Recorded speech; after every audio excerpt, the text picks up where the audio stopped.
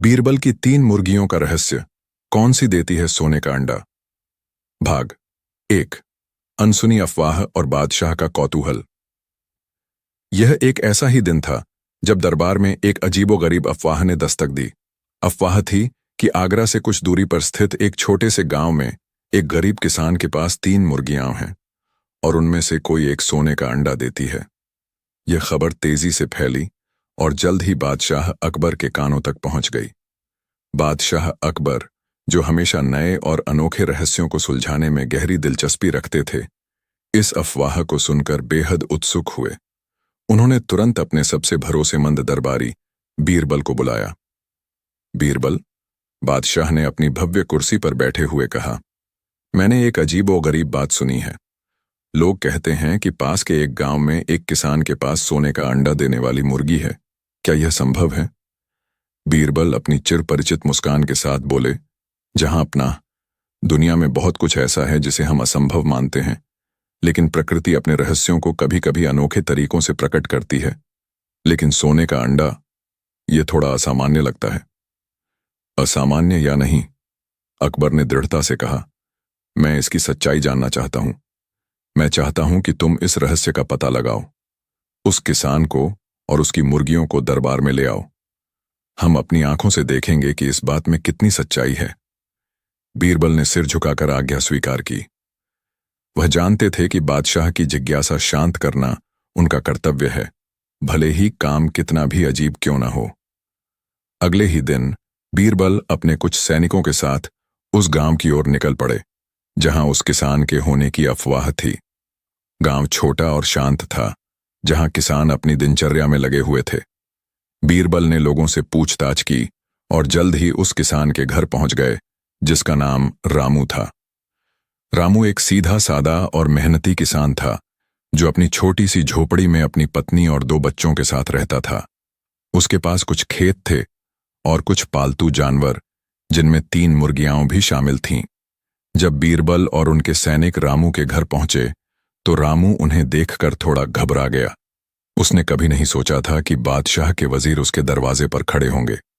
बीरबल ने उसे आश्वस्त किया और अपनी यात्रा का कारण बताया। रामू, बीरबल ने विनम्रता से कहा, हमें पता चला है कि तुम्हारे पास ऐसी मुर्गियां हैं जो सोने का अंडा देती हैं। बादशाह सलामत इस बात की सच्चाई जानना चाहते हैं। तुम्हें अपनी मुर्गियों के साथ हमारे साथ आगरा चलना होगा। रामू हैरान रह गया। उसने कभी नहीं सोचा था कि उसकी मुर्गियां इतनी महत्वपूर्ण हो जाएंगी। उसने बताया कि यह बात सच नहीं है। उसकी मुर्गियां सामान्य अंडे देती हैं और सोने के अंडे की बात केवल एक अफवाह है जो शायद किसी ने मजाक में उड़ाई होगी। जहां पनाह, मुझे लगता है कोई गलतफहमी हुई है, रामू ने घबराकर कहा। मेरी मुर्गियां सामान्य मुर्गियां हैं। वे साधारण अंडे देती हैं, जैसे सभी मुर्गियां देती हैं। सोने का अंडा, यह तो मैंने कभी देखा भी नहीं। बीरबल ने उसकी बात सुनी, लेकिन वे जानते थे कि उन्हें बादशाह के आदेश का पालन करना होगा। हो सकता है कि तुम नहीं जानते हो रामू। हमें यह जानने के लिए तुम्हें बादशाह के दरबार में ले जाना होगा। चिंता मत करो, तुम्हें कोई नुकसान नहीं पहुंचेगा। बादशाह केवल सच्चाई जानना चाहते हैं। रामू के पास कोई विकल्प नहीं था। उसने अपनी 3 मुर्गियों को एक टोकरी में रखा और बीरबल और उनके सैनिकों के साथ आगरा के लिए चल पड़ा। उसके मन में कई सवाल थे। यह अफवाह कैसे फैली और अब बादशाह क्या करेंगे? जब वे आगरा पहुंचे तो दरबार में पहले से ही भीड़ लगी हुई थी।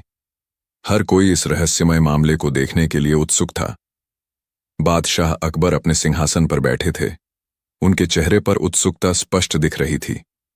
बीरबल ने रामू और उसकी मुर्गियों को बादशाह के सामने पेश किया। जहां अपना, बीरबल ने कहा, यह है रामू और ये हैं इसकी 3 मुर्गियां, जिनके बारे में अफवाह है कि उनमें से कोई एक सोने का अंडा देती है। बादशाह अकबर ने रामू और मुर्गियों को ध्यान से देखा। तो रामू, अकबर ने अपनी गंभीर आवाज में कहा, क्या यह सच है कि तुम्हारी मुर्गियां सोने का अंडा देती हैं? रामू ने हाथ जोड़कर कहा, नहीं जहां अपना, यह सच नहीं है। मेरी मुर्गियां साधारण हैं, वे कभी सोने का अंडा नहीं देती। लेकिन अफवाहें इतनी दृढ़ता से फैल रही हैं। बादशाह ने कहा, हमें इसकी सच्चाई का पता लगाना होगा। बीरबल, तुम्हारी क्या राय है? बीरबल मुस्कुराए।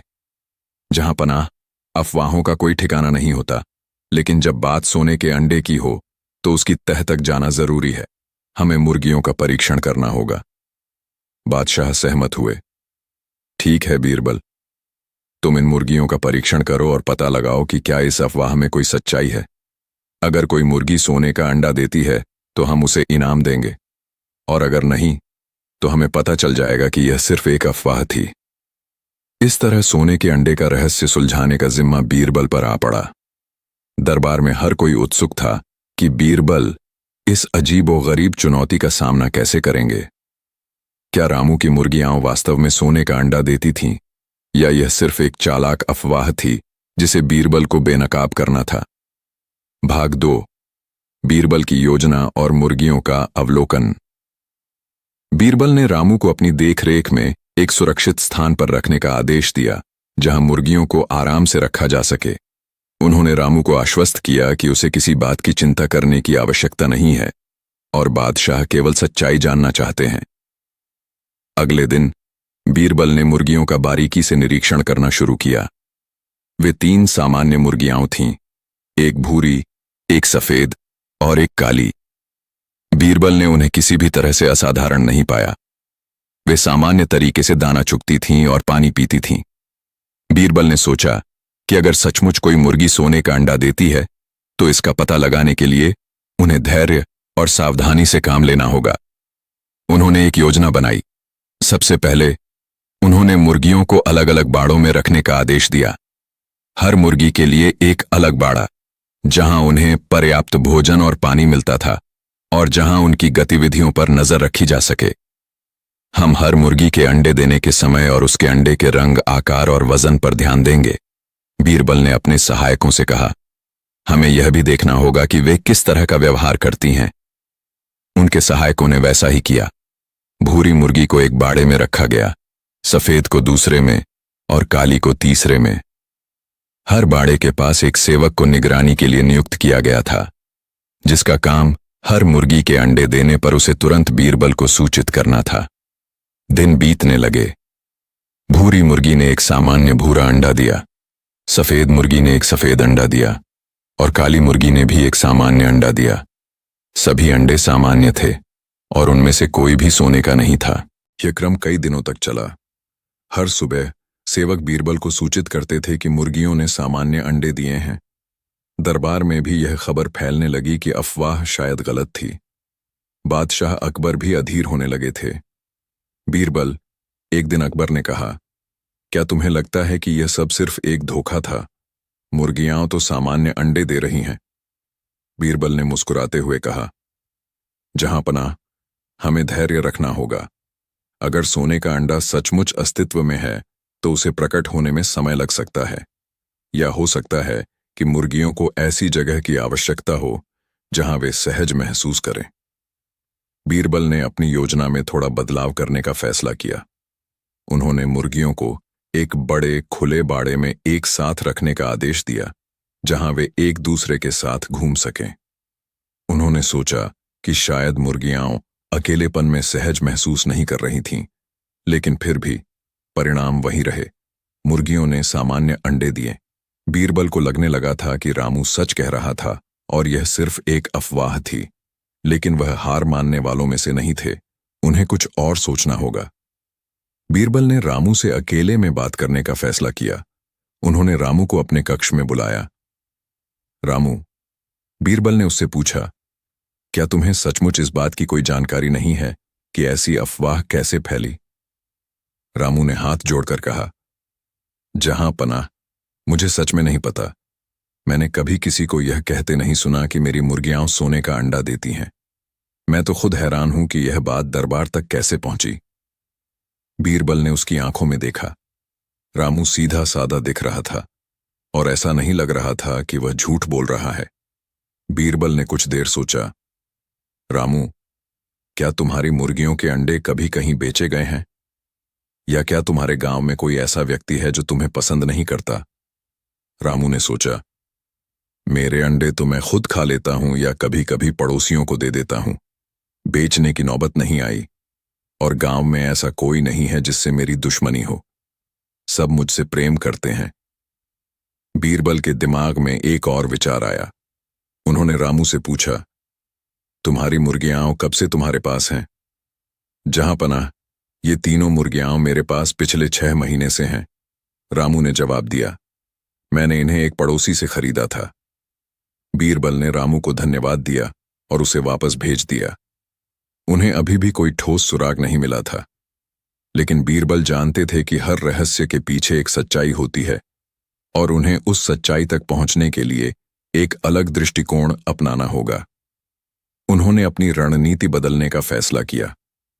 अब वे मुर्गियों के व्यवहार पर नहीं, बल्कि उस अफवाह के स्रोत पर ध्यान केंद्रित करेंगे। हमें यह पता लगाना होगा कि यह अफवाह कहां से शुरू हुई। बीरबल ने खुद से कहा, कोई न कोई तो होगा जिसने सबसे पहले यह बात कही होगी, और उस व्यक्ति के पास ही इस रहस्य का समाधान होगा। बीरबल ने अपने जासूसों को बुलाया। मैं चाहता हूं कि तुम उस गांव में जाओ जहां से रामू आया है। बीरबल ने उन्हें निर्देश दिया। वहां लोगों से बात करो, पता लगाओ कि यह अफवाह सबसे पहले किसने शुरू की और क्यों। हर छोटी से छोटी जानकारी महत्वपूर्ण है। जासूस तुरंत उस गांव की ओर निकल पड़े। बीरबल जानते थे कि इस मामले में मुर्गियां खुद कुछ नहीं बता सकती, लेकिन इंसान जरूर कुछ बता सकते हैं। अब खेल मुर्गियों का नहीं, बल्कि इंसानों की चालाकी और अफवाहों के जाल का था। बादशाह अकबर भी इस बात से सहमत थे कि अब दृष्टिकोण बदलने की जरूरत है। उन्हें भी लगने लगा था कि यह मामला मुर्गियों से ज्यादा इंसानों की शरारत या किसी गहरी चाल से जुड़ा हो सकता है। कई दिनों तक जासूस गांव में रहे, लोगों से बातचीत करते रहे, चाय की दुकानों पर गपशप सुनते रहे और बाजार में कान लगाए रहे। धीरे धीरे उन्हें कुछ सुराग मिलने शुरू हुए। उन्हें पता चला कि यह अफवाह सबसे पहले गांव के एक व्यक्ति ने फैलाई थी, जिसका नाम कालू था। कालू गांव का एक चालाक और थोड़ा ईर्ष्यालु व्यक्ति था, जो हमेशा दूसरों को नीचा दिखाने की कोशिश करता था। जासूसों ने यह जानकारी बीरबल को दी। बीरबल ने तुरंत कालू को दरबार में पेश करने का आदेश दिया। जब कालू को दरबार में लाया गया तो वह घबराया हुआ दिख रहा था। वह जानता था कि उसने कुछ गड़बड़ की है। कालू, बीरबल ने गंभीर आवाज में पूछा, तुमने रामू की मुर्गियों के सोने का अंडा देने की अफवाह क्यों फैलाई?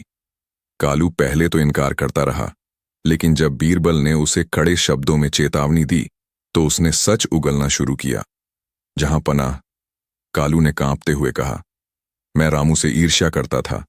उसके खेत मेरे खेतों से बेहतर उपज देते थे और उसकी पत्नी और बच्चे बहुत खुश थे। मैं उसे नीचा दिखाना चाहता था, इसलिए मैंने यह कहानी गढ़ दी। दरबार में सन्नाटा छा गया। बादशाह अकबर क्रोधित दिख रहे थे।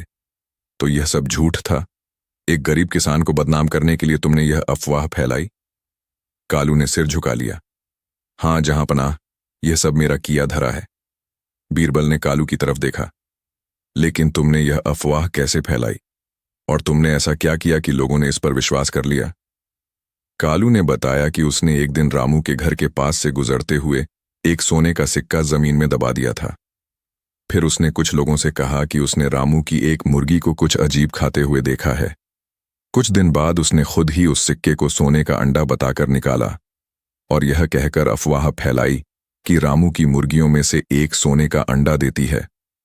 उसने सोचा था कि लोग इस पर विश्वास नहीं करेंगे या इसे एक मजाक समझेंगे, लेकिन अफवाह जंगल की आग की तरह फैल गई और जल्द ही पूरे गांव में फैल गई। बीरबल ने अकबर की ओर देखा। जहां अपना रहस्य सुलझ गया है, कोई मुर्गी सोने का अंडा नहीं देती। यह सब एक ईर्ष्यालु पड़ोसी की शरारत थी। बादशाह अकबर ने राहत की सांस ली, लेकिन उनके चेहरे पर अभी भी गुस्सा था। कालू, तुम्हारी इस हरकत के लिए तुम्हें सजा मिलेगी। तुमने एक गरीब किसान को परेशान किया और दरबार का समय बर्बाद किया। कालू को उसकी हरकत के लिए उचित दंड दिया गया। रामू को सम्मानित किया गया और उसे वापस उसके गांव भेज दिया गया। बीरबल ने मुस्कुराते हुए कहा, कभी कभी सबसे बड़े रहस्य सबसे सरल होते हैं और सबसे असामान्य दावे सिर्फ एक अफवाह का परिणाम होते हैं। दरबार में सभी ने बीरबल की बुद्धिमत्ता की प्रशंसा की, जिन्होंने न केवल सच्चाई का पता लगाया, बल्कि यह भी दिखाया कि कैसे अफवाहें लोगों के जीवन को प्रभावित कर सकती हैं। अकबर ने बीरबल को एक बार फिर उनकी असाधारण बुद्धिमत्ता के लिए सराहा। बीरबल की 3 मुर्गियों का रहस्य सुलझ गया था, और यह एक बार फिर साबित हो गया था कि बीरबल किसी भी चुनौती का सामना करने में सक्षम थे, चाहे वह कितनी भी अजीब क्यों न हो। जब अकबर ने पूछा, मेरी मूछ बड़ी या इज्जत, और बीरबल ने दे डाला झटका। भाग 1, एक बेतुका सवाल और दरबारी संकट। यह एक धूप भरी सुबह थी, जब दरबार हमेशा की तरह अपने दैनिक कामकाज में व्यस्त था। दरबारी अपनी जगहों पर बैठे थे, कवि अपनी कविताएं सुना रहे थे और संगीतकार अपनी धुनें बजा रहे थे। बादशाह अकबर अपने भव्य सिंहासन पर विराजमान थे। उनके चेहरे पर गंभीरता और विचारशीलता झलक रही थी। उनकी लंबी, सघन मूछें उनके शाही व्यक्तित्व का एक अभिन्न हिस्सा थीं, जिन पर उन्हें गर्व था। आजकल बादशाह कुछ दार्शनिक मूड में थे। वे अक्सर बीरबल को ऐसे सवालों से चुनौती देते थे जो सामान्य बुद्धि से परे होते थे, सिर्फ यह देखने के लिए कि उनका प्रिय वजीर कैसे उन पर प्रतिक्रिया करता है। आज का सवाल कुछ ऐसा ही था, लेकिन इसमें एक ऐसा व्यक्तिगत स्पर्श था जिसने पूरे दरबार को चौंका दिया। बीरबल, बादशाह ने अपनी गहरी गंभीर आवाज में कहा, जिससे दरबार में चल रही फुसफुसाहट तुरंत बंद हो गई। सभी की निगाहें बादशाह और फिर बीरबल की ओर मुड़ गईं। बीरबल, हमेशा की तरह शांत और संयमित, अपनी जगह से उठे और बादशाह की ओर आदरपूर्वक झुके। जी जहांपनाह, क्या आज्ञा है? बादशाह ने अपनी मूंछ पर हाथ फेरा, उसे बड़े गर्व से ऊपर की ओर मोड़ा।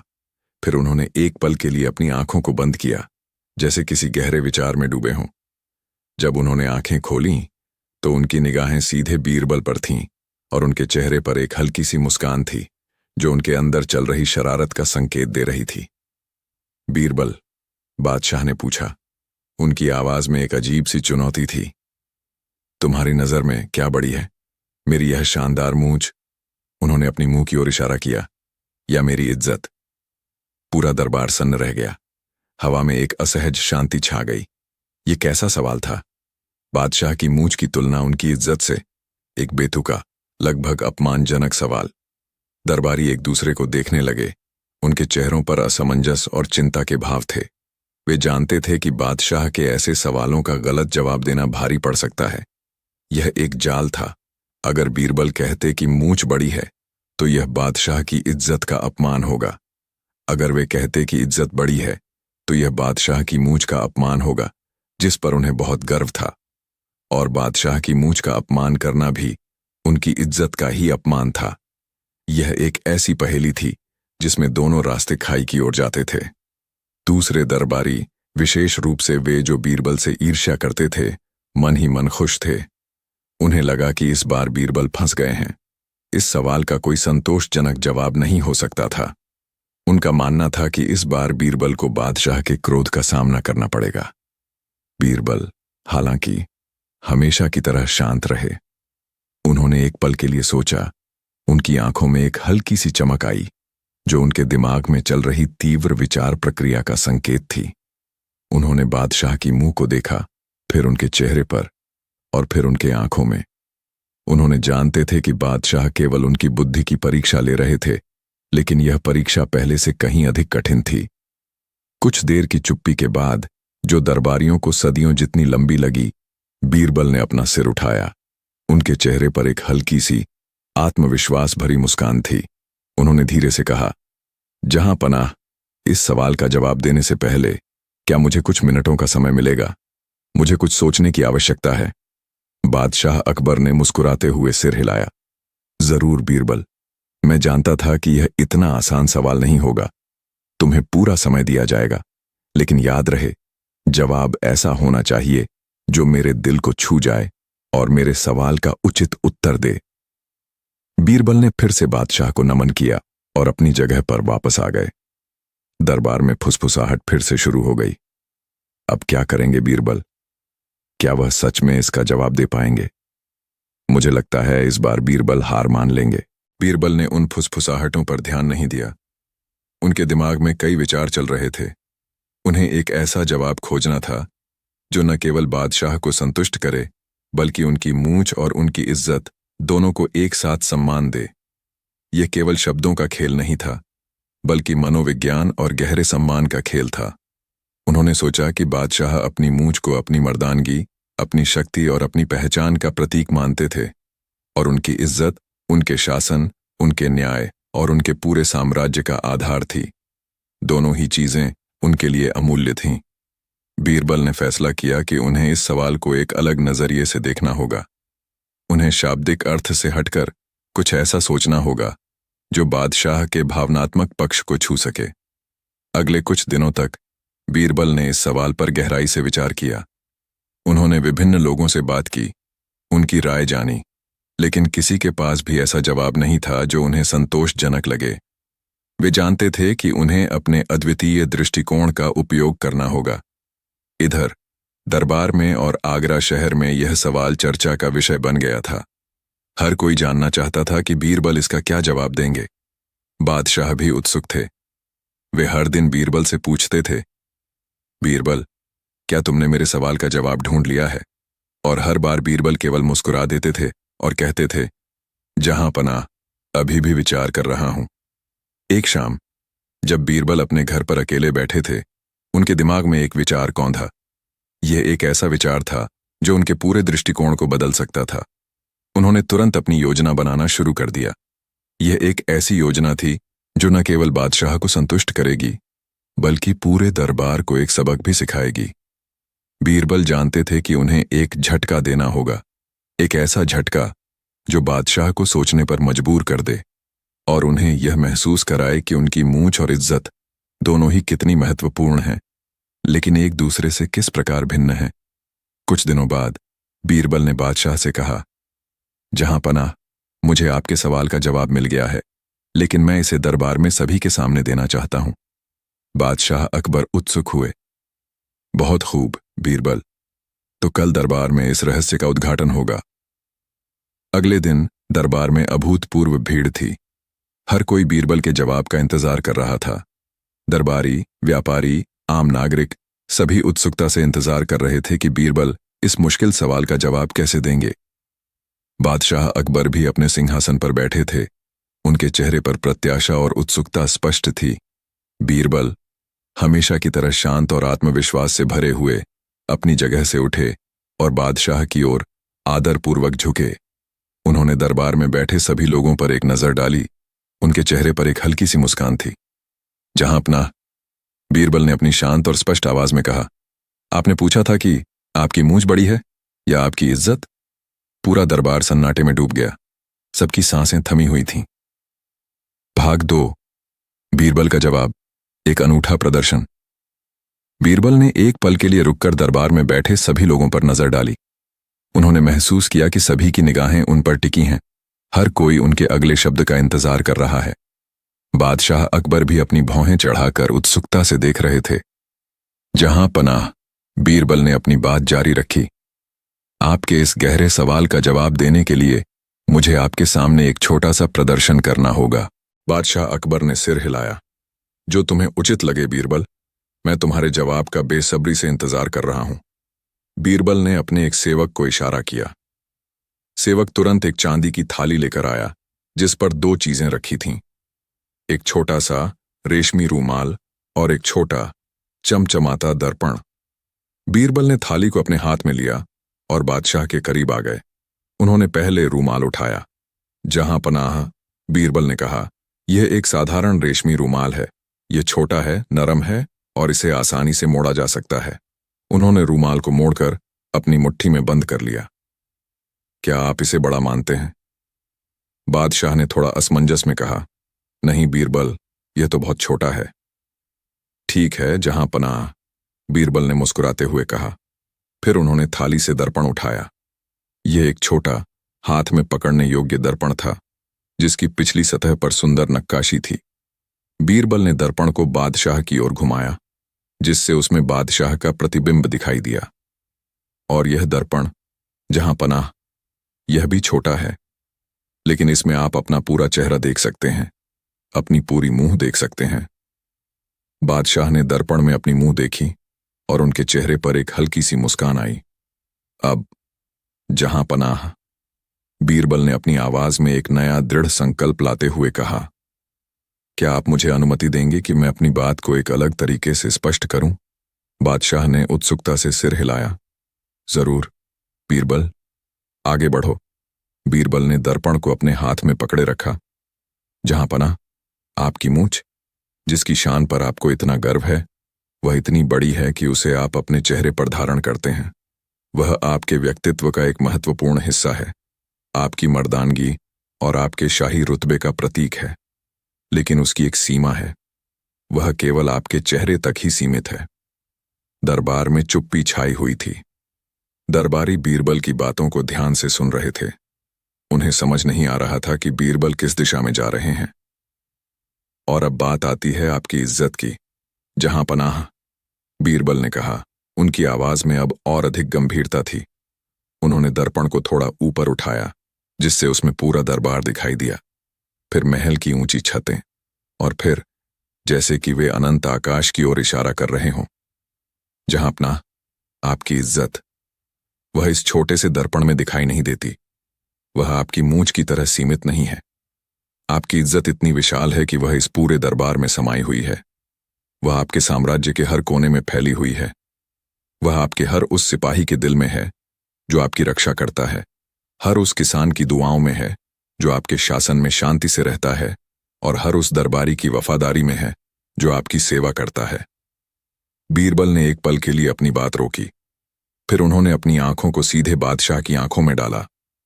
जहां पनाह, आपकी मूंछ को आप छू सकते हैं, संवार सकते हैं, वह भौतिक है। लेकिन आपकी इज्जत, वह एक भावना है, एक विश्वास है, एक सम्मान है जो लोगों के दिलों में बसता है। उसे नापा नहीं जा सकता, उसे छुआ नहीं जा सकता, लेकिन उसे महसूस किया जा सकता है। यह इतनी बड़ी है जहां अपना, कि यह आपके नाम से भी बड़ी है। जब कोई आपके नाम का सम्मान करता है तो वह आपकी इज्जत का सम्मान करता है। जब कोई आपके न्याय की बात करता है तो वह आपकी इज्जत की बात करता है। आपकी मुंह, जहां पनाह, आपके चेहरे पर है, लेकिन आपकी इज्जत आपके चरित्र में है, आपके कर्मों में है, आपके शासन में है। वह उस दर्पण से भी बड़ी है जो पूरे ब्रह्मांड को प्रतिबिंबित करने का दावा करता है। बीरबल ने धीरे से दर्पण को नीचे रखा और रूमाल को फिर से उठाया। उन्होंने रूमाल को खोला और उसे अपने हाथ में सीधा रखा। जहां पनाह, यह छोटा सा रूमाल, इसे मैं अपनी जेब में रख सकता हूं। यह मेरी मुंह की तरह एक सीमित जगह घेरता है। लेकिन आपकी इज्जत, जहां पनाह, वह इतनी बड़ी है कि उसे किसी जेब में, किसी महल में, यहां तक कि किसी एक देश में भी नहीं रखा जा सकता। वह हवा की तरह है जिसे देखा नहीं जा सकता, लेकिन जिसके बिना जीवन संभव नहीं। आपकी मूंछ आपको सुंदर बनाती है जहां पनाह, लेकिन आपकी इज्जत आपको महान बनाती है। पूरा दरबार सन्न था। दरबारी एक दूसरे को देख रहे थे। उनके चेहरों पर विस्मय और प्रशंसा के भाव थे। किसी ने भी ऐसे जवाब की कल्पना नहीं की थी। बीरबल ने न केवल सवाल का जवाब दिया था, बल्कि उन्होंने एक गहरा दार्शनिक अर्थ भी दिया था। बादशाह अकबर, जो अब तक अपने सिंहासन पर गंभीर मुद्रा में बैठे थे, धीरे धीरे मुस्कुराने लगे। उनकी मुस्कान फैलती गई और उनकी आंखों में खुशी और संतोष की चमक आ गई। उन्होंने बीरबल की ओर देखा। उनकी आंखों में गर्व और प्रशंसा स्पष्ट थी। बीरबल, बादशाह ने अपनी गहरी गंभीर आवाज में कहा, लेकिन इस बार उनकी आवाज में क्रोध नहीं, बल्कि गहरी संतुष्टि थी। तुमने मुझे हैरान कर दिया। तुमने मुझे न केवल मेरे सवाल का जवाब दिया, बल्कि तुमने मुझे एक बार फिर सोचने पर मजबूर कर दिया कि वास्तविक महानता क्या है। बादशाह अपने सिंहासन से उठे और बीरबल की ओर बढ़े। उन्होंने बीरबल को गले लगा लिया। वास्तव में, बीरबल, अकबर ने कहा, मेरी इज्जत मेरी मुंह से कहीं अधिक बड़ी है। तुमने इस बात को इतनी खूबसूरती से समझाया है कि मैं आज से इस बात को कभी नहीं भूलूंगा। दरबार में तालियों की गड़गड़ाहट गूंज उठी। सभी दरबारी, यहां तक कि बीरबल से ईर्ष्या करने वाले भी, उनकी बुद्धिमत्ता और हाजिर जवाबी की प्रशंसा कर रहे थे। बीरबल ने एक बार फिर साबित कर दिया था कि वे बादशाह के सबसे चतुर और सबसे मूल्यवान वजीर क्यों थे। बीरबल ने एक सरल प्रदर्शन और गहरे शब्दों के माध्यम से बादशाह को एक ऐसा झटका दिया था जो उनके अहंकार को संतुष्ट कर गया और उन्हें अपनी वास्तविक महानता का एहसास करा गया। ये केवल एक सवाल का जवाब नहीं था, बल्कि एक जीवन सबक था जो अकबर को लंबे समय तक याद रहेगा। इस घटना के बाद बादशाह अकबर ने बीरबल को एक विशेष सम्मान दिया और उन्हें एक सोने का हार भेंट किया। यह दिन मुगल दरबार के इतिहास में एक और यादगार पल बन गया, जब बीरबल ने अपनी अद्वितीय बुद्धि से एक असंभव प्रतीत होने वाले सवाल को हल कर दिया। भाग 3। अफवाहों का बाजार और बीरबल के आलोचक। बीरबल के इस अनूठे जवाब ने पूरे आगरा शहर में धूम मचा दी। लोग बीरबल की बुद्धिमत्ता की दाद दे रहे थे। बीरबल ने बादशाह को कैसा शानदार जवाब दिया। बादशाह भी उनके सामने निरुत्तर हो गए। ऐसी बातें हर गली, नुक्कड़ और बाजार में सुनाई दे रही थीं, लेकिन जहां प्रशंसा होती है वहां आलोचना भी होती है। दरबार में कुछ ऐसे दरबारी थे जो बीरबल की बढ़ती लोकप्रियता और बादशाह के उन पर अटूट विश्वास से ईर्ष्या करते थे। उनमें से मुख्य थे दरबारी मुल्ला दो पियाजा और वजीर आजम। वे अक्सर बीरबल को नीचा दिखाने और उनकी जगह लेने की ताक में रहते थे। जब बीरबल ने बादशाह के मूंछ और इज्जत वाले सवाल का जवाब दिया तो मुल्ला दो पियाजा और वजीर आजम को बहुत धक्का लगा। उन्हें लगा था कि इस बार बीरबल निश्चित रूप से फंसेंगे और वे अपनी प्रतिष्ठा खो देंगे। लेकिन बीरबल ने एक बार फिर सबको मात दे दी थी। यह बीरबल बहुत चालाक है, मुल्ला दो पियाजा ने एक शाम वजीर आजम से कहा। उसने शब्दों का जाल बुना और बादशाह को प्रभावित कर लिया। यह कोई वास्तविक बुद्धिमत्ता नहीं, केवल जुबान की बाजीगरी है। वजीर आजम ने अपनी दाढ़ी खुजाते हुए कहा, तुम सही कहते हो मुल्ला। बीरबल की यह चतुराई हमें एक दिन भारी पड़ेगी। हमें उसे रास्ते से हटाना होगा। बादशाह उस पर बहुत अधिक भरोसा करते हैं। उन्होंने मिलकर बीरबल के खिलाफ एक नई साजिश रचने का फैसला किया। वे चाहते थे कि बादशाह बीरबल पर से अपना विश्वास खो दें। कुछ दिनों बाद मुल्ला दो पियाजा ने दरबार में बादशाह अकबर के सामने एक नया मुद्दा उठाया। जहां पनाह, मुल्ला ने कहा, हमने सुना है कि बीरबल ने आपके मूंछ और इज्जत वाले सवाल का जवाब देते समय एक चाल चली है। कुछ लोग कह रहे हैं कि उन्होंने केवल शब्दों का इस्तेमाल किया, लेकिन वास्तविकता में कुछ भी साबित नहीं किया। बादशाह अकबर ने अपनी भौहें चढ़ाईं। उन्हें मुल्ला की बातें सुनकर अच्छा नहीं लगा। क्या मतलब है तुम्हारा मुल्ला? जहां पनाह, मुल्ला ने कहा, बीरबल ने आपकी मूंछ को सीमित बताया और आपकी इज्जत को असीमित। लेकिन क्या इसका कोई ठोस प्रमाण है? मूंछ तो दिखाई देती है, उसे छुआ जा सकता है। इज्जत तो एक अदृश्य चीज है। क्या कोई अदृश्य चीज किसी दृश्य चीज से बड़ी हो सकती है? वजीर आजम ने मुल्ला की बात का समर्थन किया। जी जहां अपना, मुल्ला सही कह रहे हैं। बीरबल ने केवल शब्दों से खेला है। अगर कोई व्यक्ति आपकी मूंछ का अपमान करता है तो क्या आपकी इज्जत भी कम नहीं होती? इसका मतलब है कि मूंछ और इज्जत आपस में जुड़े हुए हैं। बादशाह अकबर ने ध्यान से उनकी बातें सुनी।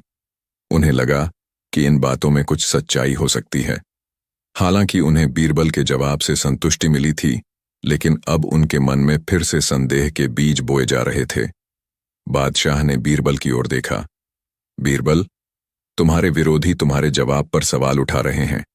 वे कह रहे हैं कि तुमने केवल शब्दों का इस्तेमाल किया है और तुम्हारे जवाब में कोई ठोस तर्क नहीं है। क्या तुम्हारे पास इस बात का कोई प्रमाण है कि मेरी इज्जत मेरी मुंह से अधिक बड़ी है? बीरबल हमेशा की तरह शांत रहे। वे जानते थे कि मुल्ला और वजीर आजम उन्हें नीचा दिखाने का कोई मौका नहीं छोड़ेंगे। जहां पनाह, बीरबल ने विनम्रता से कहा, मेरा जवाब केवल शब्दों का जाल नहीं था, वह सत्य पर आधारित था। लेकिन अगर मेरे विरोधियों को और प्रमाण चाहिए तो मैं उन्हें एक और प्रदर्शन करके दिखा सकता हूं। बादशाह अकबर उत्सुक हुए। ठीक है बीरबल, तुम्हें एक और मौका मिलेगा, लेकिन इस बार तुम्हारा प्रमाण ऐसा होना चाहिए जो किसी भी संदेह को मिटा दे। मुल्ला दो पियाजा और वजीर आजम मुस्कुराए। उन्हें लगा कि बीरबल इस बार फंसेंगे। वे नहीं जानते थे कि बीरबल ने पहले से ही उनके अगले कदम के बारे में सोच रखा था। बीरबल ने फिर से सोचने के लिए कुछ समय मांगा। उन्हें इस बार एक ऐसा जवाब देना था जो न केवल तार्किक हो बल्कि व्यावहारिक भी हो और जिसे हर कोई समझ सके। उन्हें एक ऐसा तरीका खोजना था जिससे वे यह साबित कर सकें कि इज्जत की कीमत भौतिक चीजों से कहीं अधिक होती है। उन्होंने दरबार से इजाजत लेकर अपने घर लौट आए। रात भर वे इस समस्या पर विचार करते रहे। उन्हें एक ऐसी योजना बनानी थी जिससे वे अपने आलोचकों को शांत कर सकें और बादशाह के विश्वास को और मजबूत कर सकें। अगले दिन बीरबल ने बादशाह से कहा, जहां अपना मैंने अपने प्रमाण के बारे में सोच लिया है, लेकिन इसके लिए मुझे कुछ व्यवस्थाएं करनी होंगी। बादशाह ने उन्हें अनुमति दी। जो तुम्हें चाहिए बीरबल, मैं देखना चाहता हूं कि तुम इस बार क्या कमाल करते हो। बीरबल ने कुछ गुप्त व्यवस्थाएं करनी शुरू कर दी। उन्होंने दरबार के बाहर कुछ लोगों से बात की, कुछ चीजों का इंतजाम किया। उनके आलोचक उत्सुकता से देख रहे थे कि बीरबल क्या करने वाले हैं। उन्हें लग रहा था कि बीरबल अपनी हार स्वीकार करने वाले हैं। कुछ दिनों बाद बीरबल ने बादशाह अकबर को सूचित किया कि वे अपने प्रमाण के लिए तैयार हैं। बादशाह ने अगले दिन दरबार बुलाने का आदेश दिया। इस बार भी दरबार में भारी भीड़ थी, क्योंकि हर कोई बीरबल के नए प्रदर्शन को देखने के लिए उत्सुक था। जब बीरबल दरबार में आए तो उनके साथ दो आदमी थे। एक आदमी के हाथ में एक सुंदर नक्काशीदार लकड़ी का बक्सा था और दूसरे के हाथ में एक पुराना फटा हुआ कपड़ा। मुल्ला दो पियाजा और वजीर ए आजम ने एक दूसरे की ओर देखा। उनके चेहरे पर एक हल्की सी मुस्कान थी। उन्हें लगा कि बीरबल कुछ हास्यास्पद करने वाले हैं। बीरबल ने बादशाह को नमन किया। जहां पनाह, आज मैं आपको यह दिखाऊंगा कि आपकी इज्जत कितनी बड़ी है और क्यों वह आपकी मूंछ से कहीं अधिक मूल्यवान है। बादशाह अकबर उत्सुकता से देख रहे थे। भाग 4, इज्जत का वास्तविक माप, एक व्यावहारिक सबक। बीरबल ने लकड़ी के बक्से वाले आदमी को आगे आने का इशारा किया। जहां अपना, बीरबल ने कहा, यह बक्सा बहुत कीमती वस्तुओं से भरा है। इसमें सोने के सिक्के, हीरे, मोती और कई मूल्यवान रत्न हैं। बादशाह ने बक्से की ओर देखा। उसकी नक्काशी से ही उसकी कीमत का अंदाजा लग रहा था। और यह दूसरा आदमी, बीरबल ने फटे हुए कपड़े वाले आदमी की ओर इशारा करते हुए कहा, इसके पास केवल एक पुराना फटा हुआ कपड़ा है जिसकी कोई कीमत नहीं है। मुल्ला दो प्याजा फुसफुसाए, यह बीरबल क्या कर रहा है? वह हमें यह क्यों दिखा रहा है? बीरबल ने अपनी बात जारी रखी। जहां अपना, मैं इन दोनों व्यक्तियों से एक सवाल पूछूंगा और उनके जवाब से आपको पता चलेगा कि इज्जत की वास्तविक कीमत क्या है। बीरबल ने पहले उस आदमी से बात की जिसके पास कीमती बक्सा था। भाई, बीरबल ने उससे पूछा, मान लो तुम्हारे पास ये सारा धन है, तुम एक अमीर आदमी हो, लेकिन एक दिन तुम किसी कारण से बादशाह की नजरों में गिर जाते हो और तुम्हारी सारी इज्जत चली जाती है। लोग तुम्हारा अपमान करते हैं, तुमसे बात करना पसंद नहीं करते। क्या तुम उस धन के साथ खुश रह पाओगे? उस आदमी ने सोचा, नहीं हुजूर, अगर मेरी इज्जत नहीं होगी तो ये सारा धन मेरे किसी काम का नहीं। लोग मुझे चोर या धोखेबाज समझेंगे। मैं समाज में सिर उठाकर नहीं जी पाऊंगा। धन से इज्जत नहीं खरीदी जा सकती। बीरबल ने मुस्कुराते हुए बादशाह की ओर देखा। फिर बीरबल ने उस आदमी से बात की जिसके पास फटा हुआ कपड़ा था। भाई, बीरबल ने उससे पूछा, तुम एक गरीब आदमी हो, तुम्हारे पास यह फटा हुआ कपड़ा है, लेकिन लोग तुम्हारी इज्जत करते हैं। वे तुम्हें ईमानदार और नेक इंसान मानते हैं। जब तुम उनके पास जाते हो तो वे तुम्हारा सम्मान करते हैं, तुम्हारी बात सुनते हैं। क्या तुम अपनी गरीबी के बावजूद खुश रह पाओगे?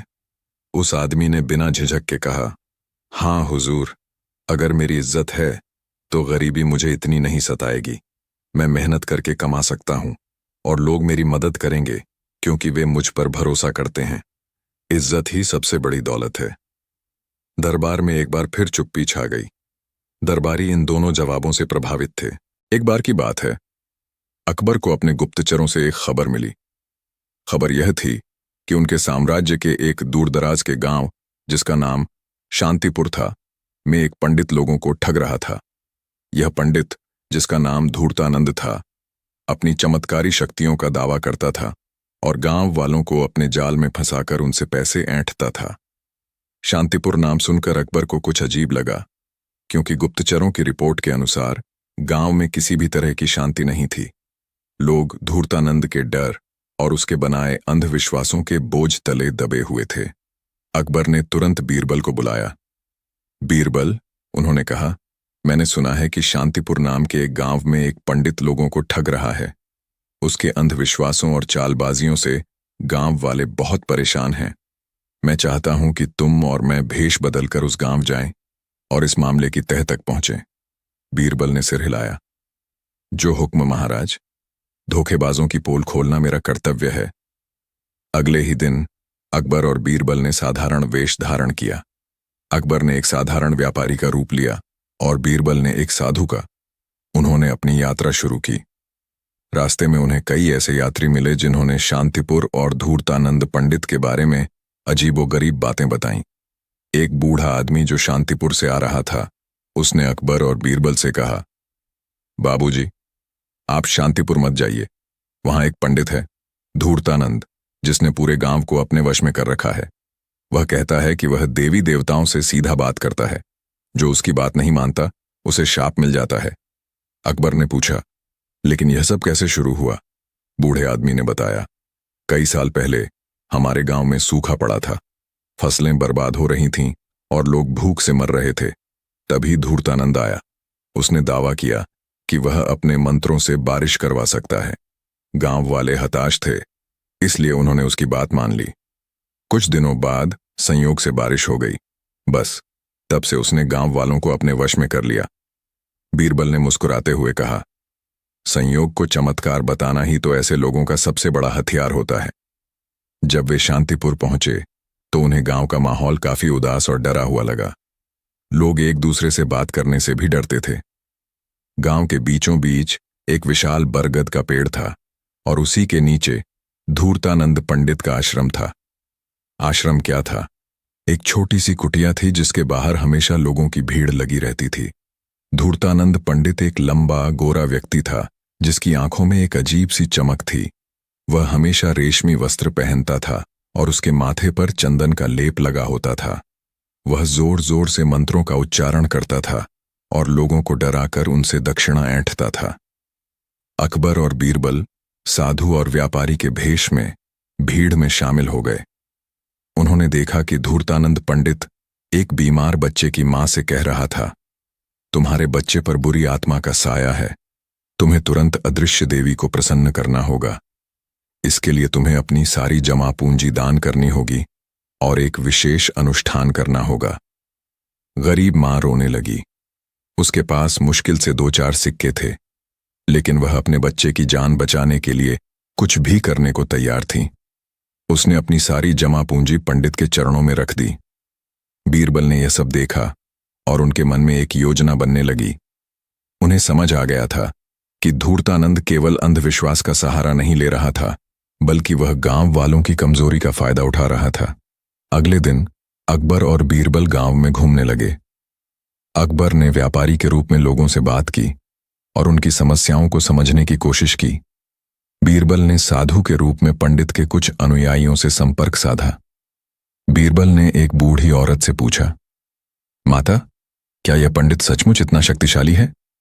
क्या वह सचमुच देवी देवताओं से बात करता है? बूढ़ी औरत डरते डरते बोली, हाँ बेटा, वह बहुत शक्तिशाली है।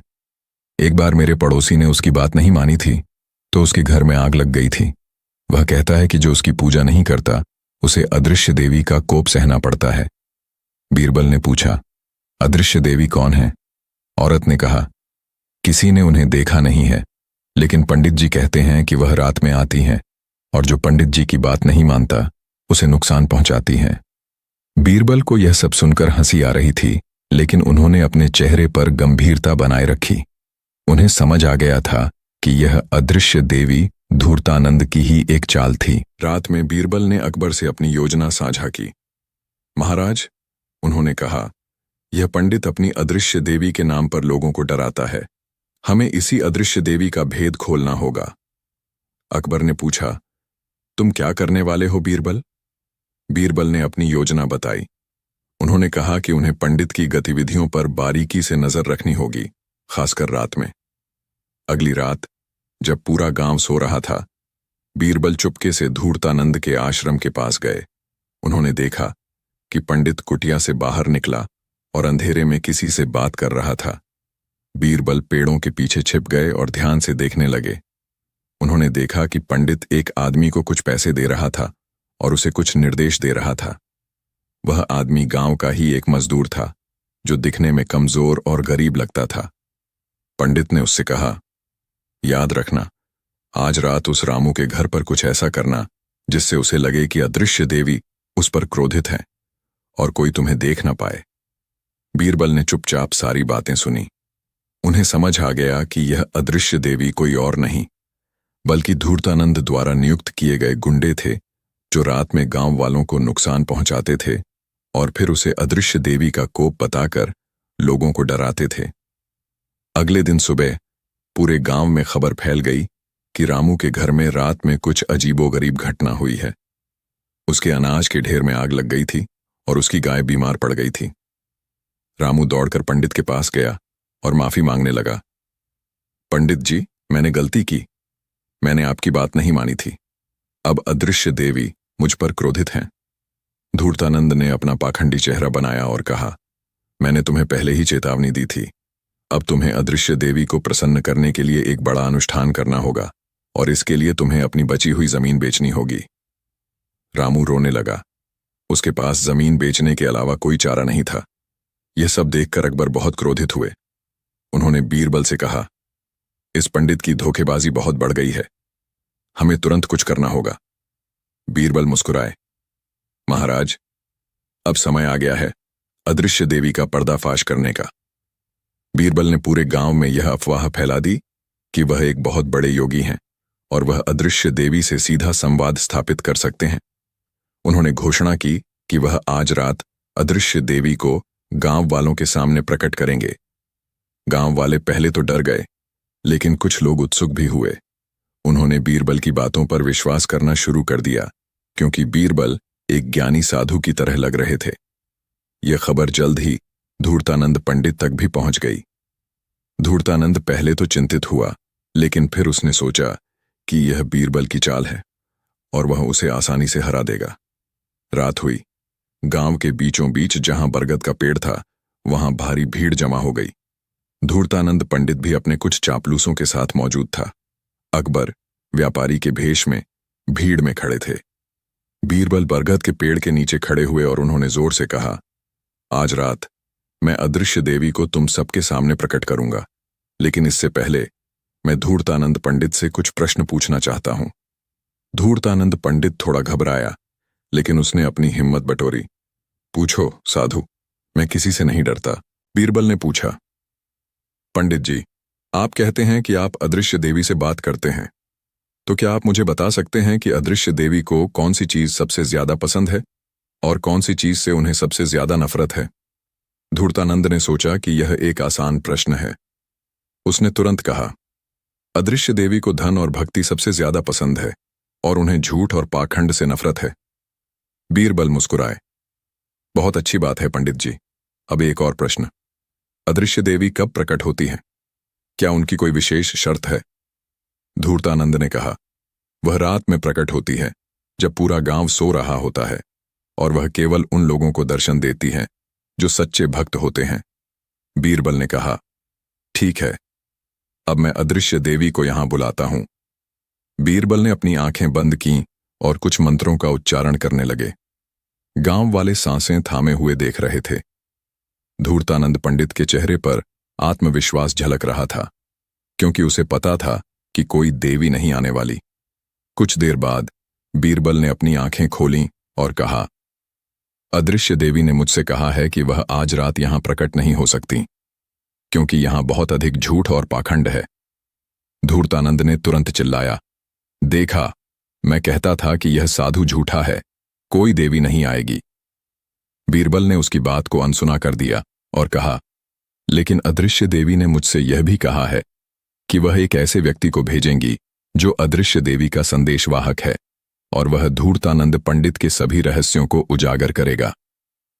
बीरबल ने फिर से अपनी आंखें बंद कीं और कुछ और मंत्रों का उच्चारण किया। अचानक पास के पेड़ों के पीछे से एक आकृति निकली। यह वही मजदूर था जिसे धूर्तानंद ने रामू के घर में आग लगाने के लिए पैसे दिए थे।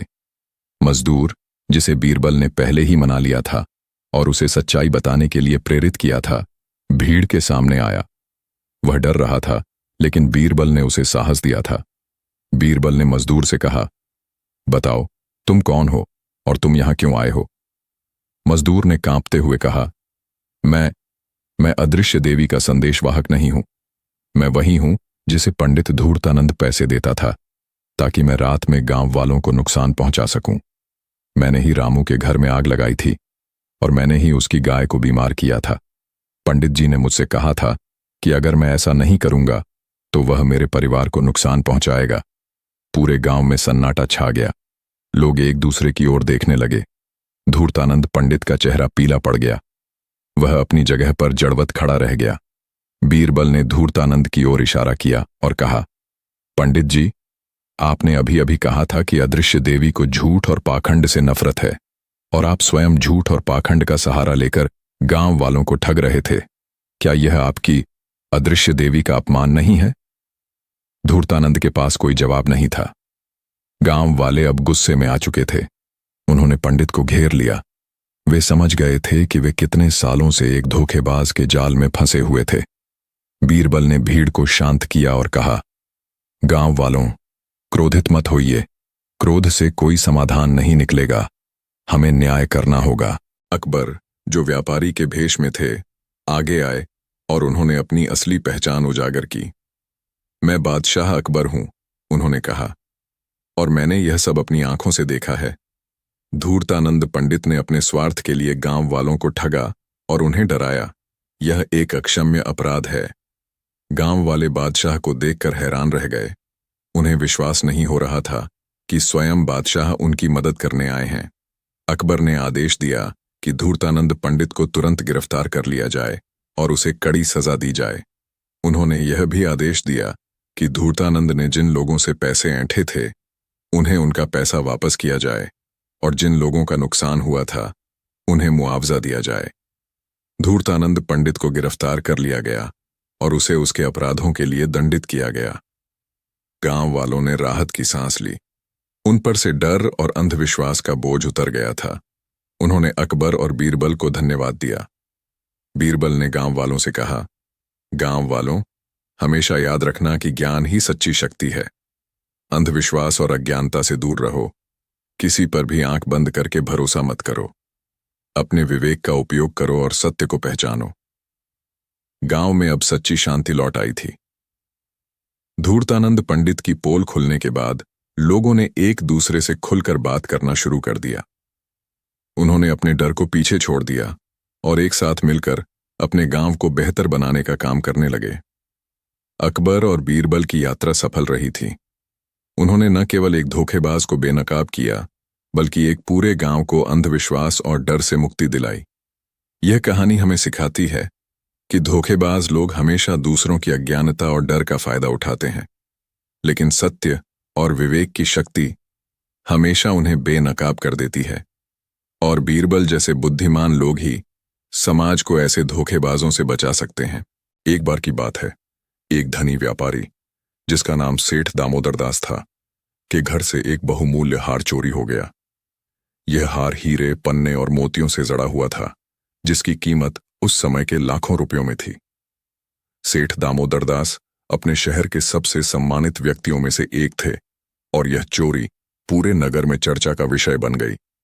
सेठ दामोदर दास ने तुरंत शाही दरबार में शिकायत दर्ज कराई। अकबर को जब इस चोरी के बारे में पता चला तो वे चिंतित हो गए। ऐसी कीमती चीज की चोरी सीधे उनके साम्राज्य की सुरक्षा और न्याय व्यवस्था पर सवाल उठाती थी। उन्होंने तुरंत बीरबल को बुलाया। बीरबल, अकबर ने कहा, सेठ दामोदर दास के घर से बहुमूल्य हार चोरी हो गया है। इस चोरी को सुलझाना हमारे लिए बहुत महत्वपूर्ण है। मैंने अपने सबसे तेज तर्रार सिपाहियों को भेजा है, लेकिन उन्हें कोई सुराग नहीं मिल रहा है। मुझे लगता है कि इस मामले में तुम्हारी ही बुद्धि काम आएगी। बीरबल ने विनम्रतापूर्वक कहा, जो हुक्म महाराज, मैं अपनी पूरी कोशिश करूंगा। बीरबल ने सबसे पहले सेठ दामोदर दास के घर का दौरा किया। घर बहुत विशाल और सुरक्षित था, जिसमें कई नौकर चाकर काम करते थे।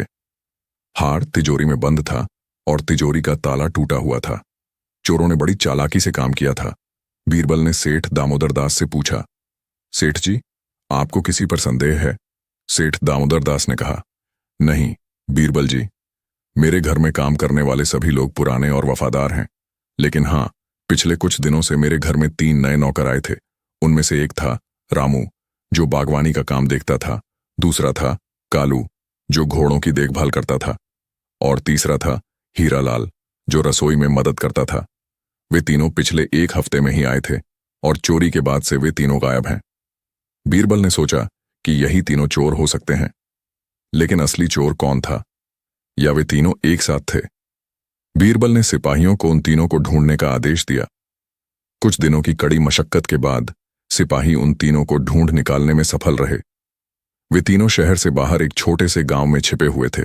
उन्हें शाही दरबार में लाया गया। तीनों चोर रामू, कालू और हीरालाल अकबर और बीरबल के सामने खड़े थे। तीनों के चेहरे पर डर और बेचैनी साफ झलक रही थी। हार उनमें से किसी के पास नहीं मिला था। अकबर ने उनसे पूछा, तुम तीनों में से किसने सेठ दामोदर दास का हार चुराया है? तीनों ने एक साथ इनकार कर दिया। रामू ने कहा, महाराज, मैं निर्दोष हूं। मैं तो रात में अपने कमरे में सो रहा था। कालू ने कहा, नहीं महाराज, मैं भी निर्दोष हूं। मैं तो घोड़ों की देखभाल कर रहा था। हीरालाल ने कहा, मैं भी निर्दोष हूं। जहां अपना, मैं रसोई में काम कर रहा था। बीरबल ने तीनों को बारी बारी से देखा। उन्हें लगा कि तीनों ही झूठ बोल रहे हैं, लेकिन असली अपराधी कौन था, यह अभी भी स्पष्ट नहीं था। हार भी गायब था। बीरबल ने अपनी बुद्धिमत्ता का उपयोग करने का फैसला किया। उन्होंने कहा, महाराज, इस मामले को सुलझाने के लिए हमें थोड़ी और गहराई से सोचना होगा। मैं इन तीनों को कुछ दिनों के लिए अपनी निगरानी में रखना चाहता हूं। अकबर ने बीरबल की बात मान ली और तीनों चोरों को बीरबल के साथ भेज दिया। बीरबल ने तीनों को अपने घर ले गए और उन्हें अलग अलग कमरों में रखा। उन्होंने उन तीनों से कहा, तुम तीनों में से जो कोई भी सच बताएगा कि हार कहां है और चोरी किसने की है, उसे कम सजा मिलेगी। बाकी 2 को कड़ी सजा मिलेगी। तीनों ने फिर से एक दूसरे पर दोष मढ़ना शुरू कर दिया, लेकिन कोई भी हार के बारे में नहीं बता रहा था। बीरबल ने सोचा कि उन्हें इन तीनों को एक पहेली में डालना होगा, ताकि असली चोर खुद ही अपनी पोल खोल दे। उन्होंने सिपाहियों से कहा कि वे तीनों के लिए अलग अलग काम दें और उन पर गुप्त रूप से नजर रखें। पहली चाल, धन का लालच। अगले दिन बीरबल ने तीनों को बारी बारी से अपने पास बुलाया। सबसे पहले उन्होंने रामू को बुलाया। बीरबल ने रामू से कहा, रामू, मैंने सुना है कि तुम बहुत गरीब हो। यदि तुम मुझे सच सच बता दो कि हार कहां है और किसने चोरी की है, तो मैं तुम्हें इनाम के तौर पर सोने के 100 सिक्के दूंगा। रामू ने तुरंत कहा, महाराज, मैं कसम खाता हूं कि मैंने चोरी नहीं की। मुझे तो पता भी नहीं कि हार कहां है। बीरबल ने उसे वापस भेज दिया। फिर उन्होंने कालू को बुलाया और उससे भी वही बात कही। कालू ने भी इनकार कर दिया। अंत में उन्होंने हीरालाल को बुलाया और उससे भी इनाम का लालच दिया। हीरालाल ने भी इनकार कर दिया। बीरबल समझ गए कि धन का लालच इन तीनों को नहीं तोड़ पाएगा, क्योंकि वे शायद इससे भी बड़े इनाम की उम्मीद कर रहे थे, या फिर वे बहुत डर हुए थे। दूसरी चाल, भय का प्रयोग। बीरबल ने अपनी दूसरी चाल चली। उन्होंने अगले दिन तीनों को फिर से बुलाया। उन्होंने सबसे पहले रामू को बुलाया और उससे कहा, रामू, मुझे पता चल गया है कि हार तुम्हारे पास ही है। यदि तुम सच नहीं बताओगे तो तुम्हें फांसी की सजा मिलेगी। रामू डर गया, लेकिन उसने फिर भी इनकार कर दिया। नहीं महाराज, मैं बेकसूर हूं। फिर उन्होंने कालू और हीरालाल के साथ भी वही किया। तीनों ने डर के मारे पसीना पसीना हो गए, लेकिन किसी ने भी हार के बारे में नहीं बताया। बीरबल को यह देखकर आश्चर्य हुआ कि तीनों ही इतने हठी थे कि न तो धन का लालच और न ही मृत्यु का भय उन्हें सच बताने पर मजबूर कर पा रहा था। तीसरी चाल, मनोवैज्ञानिक दबाव। बीरबल ने सोचा कि उन्हें कुछ ऐसा करना होगा जिससे तीनों को लगे कि वे पकड़े जाने वाले हैं। उन्होंने अपने सिपाहियों से कहा कि वे रात में तीनों के कमरों के पास जाकर कुछ अजीबोगरीब आवाजें करें, जैसे कि कोई खुदाई कर रहा हो या कोई रहस्यमय बातें कर रहा हो। अगले दिन सुबह तीनों के चेहरे पर नींद की कमी और चिंता साफ झलक रही थी। बीरबल ने तीनों को फिर से बुलाया। उन्होंने सबसे पहले रामू से पूछा, रामू, क्या तुम्हें रात में कोई अजीब आवाज सुनाई दी? रामू ने डरते डरते कहा, हाँ महाराज, मुझे लगा कि कोई मेरे कमरे के नीचे खुदाई कर रहा था। मुझे बहुत डर लगा। बीरबल ने मुस्कुराते हुए कहा, वह अदृश्य देवी थी जो चोरों का पता लगा रही है। वह रात में जमीन के नीचे से सुराग ढूंढती है। रामू और अधिक डर गया। फिर उन्होंने कालू को बुलाया और उससे पूछा। कालू ने भी कुछ ऐसी ही आवाजें सुनने की बात कही। जब हीरालाल की बारी आई तो उसने भी वही बात दोहराई। बीरबल ने तीनों को एक साथ बिठाया और कहा, अदृश्य देवी ने मुझे बताया है कि हार तुम तीनों में से किसी एक के पास ही है और वह बहुत जल्द उसे ढूंढ लेगी। जो कोई भी सच नहीं बताएगा उसे देवी का कोप सहना होगा। तीनों के चेहरे पर अब और भी अधिक चिंता थी। चौथी चाल, चमत्कार का नाटक। बीरबल ने अपनी अंतिम और सबसे महत्वपूर्ण चाल चली। उन्होंने अकबर को सूचित किया कि उन्हें असली चोर का पता लगाने के लिए एक चमत्कार का नाटक करना होगा। अकबर सहमत हो गए।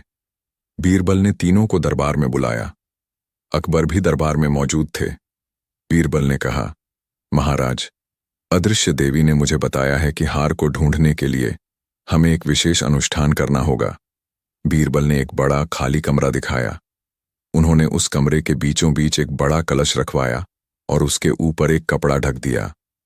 इस कलश के अंदर अदृश्य देवी निवास करती हैं, बीरबल ने कहा, और वह चोर को दंडित करेंगी। उन्होंने तीनों चोरों से कहा, तुम तीनों को बारी बारी से इस कलश के अंदर हाथ डालना होगा। जो चोर होगा उसका हाथ कलश के अंदर जाते ही जल जाएगा। बाकी दो सुरक्षित रहेंगे। तीनों चोर एक दूसरे की ओर देखने लगे। उनके चेहरे पर डर और बेचैनी साफ झलक रही थी। उन्हें यह एक बहुत ही खतरनाक परीक्षा लग रही थी। बीरबल ने सबसे पहले रामू को बुलाया। रामू ने डरते डरते कलश के अंदर हाथ डाला। उसका हाथ बिल्कुल सुरक्षित बाहर आया। गांव वाले और दरबारी आश्चर्यचकित थे। फिर कालू की बारी आई। कालू ने भी डरते डरते कलश के अंदर हाथ डाला। उसका हाथ भी बिल्कुल सुरक्षित बाहर आया। अब केवल हीरालाल बचा था। हीरालाल